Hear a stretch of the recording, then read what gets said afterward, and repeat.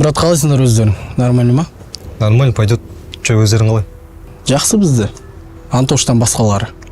Антош тұрып жіберген сен ба или балдарың ба? Досың қызына көз салып жүрген братпен сөйлесуге желанием жоқ мына. Басқа біреу сөйлесін. Білген жоқпын сенің қызың екенін. Біліп жүресің енді. Жігіттер, қыз туралы әңгімелерін сосын шешіп аласыңдар. Жаңағы кім? Антош па? Сол өзі допускать еткен. Тілден тапты конкретно. Не прав болса, не прав шығар. Бірақ өзің қарап тұрдың, балдарың ұрғызған болмады. Қанша дегенмен 11 жыл бірге оқыған класстасың ғой? Или класстасыңнан мыналар артық па? Просто біз класстарымыздың артынан терпила деп әңгіме етпейміз. Кім сені терпила деп жүрген? Мен өзім айта салайыншы. Русь, өзім сөйлесем көш болды. Мен айтқан. Мадина үшін ба? Сен өзің шешім қабылдамай, Қайраны инвалид қылып тастамағыңда, Мадина басқа қалаға отбасымен көшіп кетпейтін еді. Сен всегда өзің шешім қабылдайсың.